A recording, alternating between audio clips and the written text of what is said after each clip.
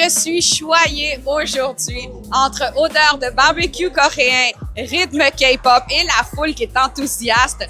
Nous nous retrouvons au festival Pocha Montréal. Bonjour à tous, ici Magali Solorzano et aujourd'hui, on se retrouve au Bas-Saint-Pile dans le quartier Griffintown où ce festival dure 4 jours pour pouvoir découvrir la culture sud-coréenne. Alors suivez-moi pour ne rien manquer.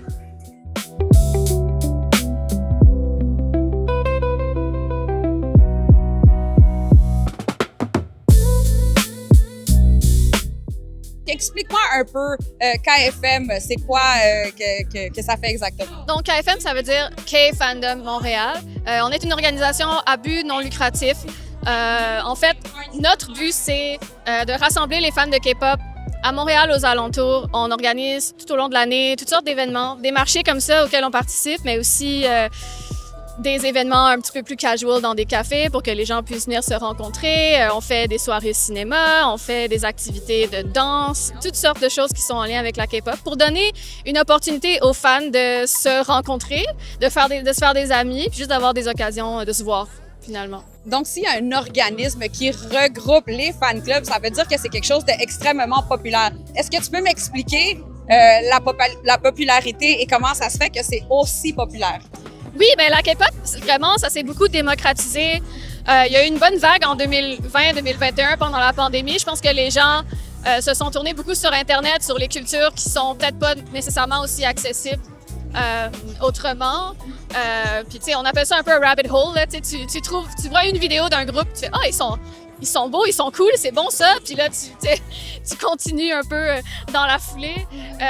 Il y a eu une autre vague, je te dirais, de popularité de la K-pop il y a presque exactement un an grâce au film K-pop Demon Hunter sur Netflix. C'est devenu le film le plus vu de l'histoire de Netflix d'ailleurs. Puis je te dirais que pour avoir organisé des événements comme ça depuis plusieurs années déjà, ça se multiplie à chaque année. Là. Avec Charles Nguyen, merci beaucoup de prendre le temps. Toi, tu t'occupes des relations médias ici au Festival Pocha Montréal. Oui, les relations médias puis les créateurs de contenu aussi. Exactement. Donc, dis-moi l'importance d'avoir un festival comme Pocha à Montréal.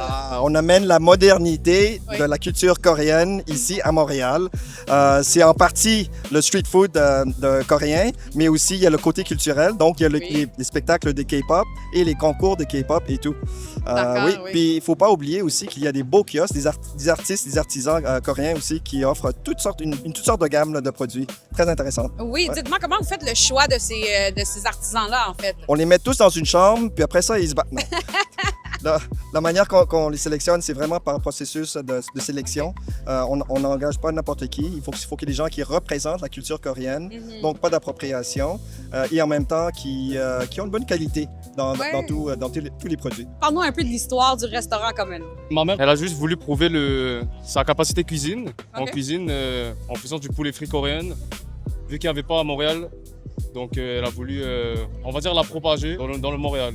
Ah, d'accord. Parle-moi un peu du menu qu'on a ici aujourd'hui à Pocha Montréal. On a ici le corn cheese. OK.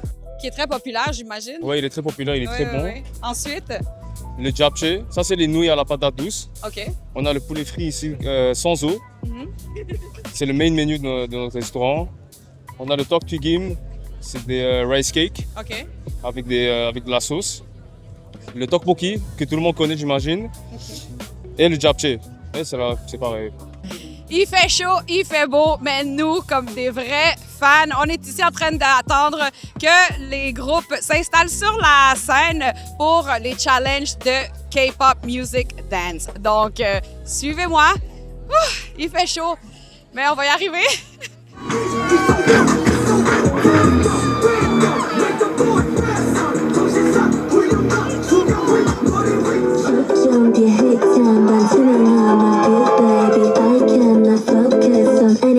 On anyone but you. You're so amazing, amazing, amazing.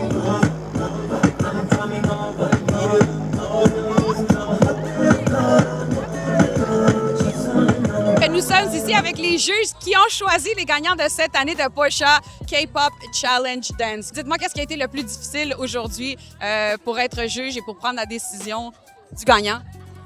Je pense que ce qui a été difficile, c'est de trancher entre la troisième place, qui allait être en troisième. C'était difficile. Tout le monde était vraiment fort et tout le monde faisait de quoi de quand même différent. Donc, de comparer tous les styles différents de danse, c'était quand même un défi.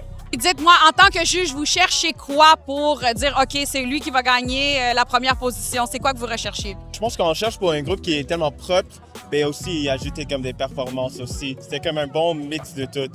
Ouais. Et pour moi, c'est important que tu peux être clean, mais tu peux performer. Ouais. And you, what were you looking for in the winner? For the winner, I think they need to be professional for sure, and also like a really good chemistry among the team members.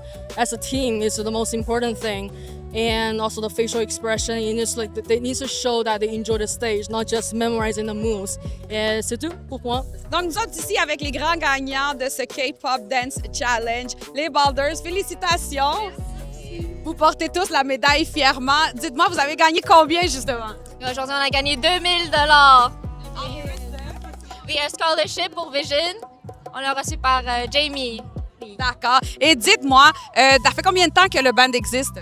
Oui, le groupe existe depuis 2017 et couramment, on a 40 membres dans notre groupe de danse. Et couramment, on fait des auditions aussi, donc on va en recevoir plus. Et dites-moi, un groupe de danse comme vous pratique combien de fois par semaine? Par semaine, on a plusieurs projets en même temps. Donc, ça peut être 2 à 3 pratiques par semaine, mais c'est des groupes différents. Donc, nous sommes ici avec Beth, qui était l'animatrice du Challenge K-Pop Dance aujourd'hui. Dis-moi comment tu te sens maintenant que c'est fini? Bonjour, je me sens vraiment mieux maintenant que c'est fini. J'étais très nerveuse. J'imagine. C'était une magnifique compétition et c'était vraiment bien que la température était parfaite aujourd'hui pour cette compétition aussi. Explique-moi un peu la popularité de la culture musicale et artistique coréenne ici à Montréal. Ouais, ça a commencé, honnêtement, le but de ce festival, c'est vraiment de promouvoir la culture, toutes les facettes qui parlent de la culture coréenne et la culture culinaire coréenne. Alors, c'est pour ça que Pocha, justement, c'est un mot un peu plus, c'est une abréviation pour genre le street food, tout ce qu'ils vendent dans le marché, dans la rue. C'est un peu ça qu'ils faisaient en Corée. Alors, c'est les mêmes affaires qu'ils vendent ici même. Et au début, ça a commencé juste avec la nourriture, mais avec les dernières années, on a commencé à mettre une grosse importance sur l'art, sur la danse, le chant, justement dans la culture coréenne, le K-pop surtout. Ouais. Je suis vraiment contente de voir comment la popularité a gagné avec le K-pop parce que justement le K-pop c'est une passion pour beaucoup de jeunes ici, incluant moi. J'ai grandi un peu avec le K-pop, genre j'ai fini le secondaire puis j'étais devenue une fan. Maintenant j'ai 22 ans puis je travaille dans le K-pop, genre je travaille dans les concerts, je travaille avec quelques groupes des fois. Alors c'est vraiment, je trouve ça, comment dire, c'est rafraîchissant de voir autant de monde, autant de jeunes qui veulent danser avec nous, qui Et veulent de participer différentes avec nous. cultures, parce que c'est ça qu'il faut Exactement. mentionner. Quand je regardais, il y avait plusieurs backgrounds qui étaient différentes cultures sur le stage, qui dansaient et qui appréciaient. Donc ça, c'est très beau de voir ça à Montréal. Nous sommes ici avec Han, le fils du propriétaire du restaurant Itaewon. Donc, parle-nous un peu de l'histoire de Itaewon, le restaurant. Ah oui, dans le fond, le restaurant Itaewon, ça appartient à mes parents. OK. C'est un business familial, la cuisine très authentique de la Corée. On vient d'ouvrir en 2024, ça fait 2 ans, plus que 2 ans qu'on est ouvert. On a nommé le restaurant Itaewon parce que c'est la ville la plus culturelle en Corée. OK. Il y a le plus d'étrangers, il y a plus de culture. Aussi, le restaurant est situé sur la rue Sainte-Catherine, très proche de Berry-UQAM et Village Gay. Parle-nous un peu du menu qu'on peut voir aujourd'hui. On a apporté les menus qui sont plus les street foods, les casse-croûtes qu'on peut facilement trouver en Corée. Les tteokbokki sont très traditionnels. C'est le gâteau de riz épicé sucré. OK. Le rosé tteokbokki, c'est plus moderne et un peu plus alternatif. C'est très populaire au restaurant. C'est tteokbokki crémeux avec du produit laitier puis la sauce blanche. Le tteokbokki, ça c'est le gâteau de riz frites aussi sur la grille ici. Ouais. Les oudins, ça c'est les croquettes poisson. Mhm. Ça c'est la brochette croquettes poisson, puis on fait la soupe avec. OK. Et on a les deux sodas, les deux boissons très très populaires aussi. Oh. Un au yuja qui est genre un citron asiatique. Sinon au fruit de la passion. Sinon au restaurant, on a plein d'autres options qui sont plus traditionnelles puis authentiques. Donc, mesdames et messieurs, c'était tout pour nous aujourd'hui. Merci beaucoup d'avoir été des nôtres et d'avoir écouté le reportage ici du Festival Pocha Montréal. Ça a été une très belle découverte culinaire pour moi et aussi les challenges de dance K-pop.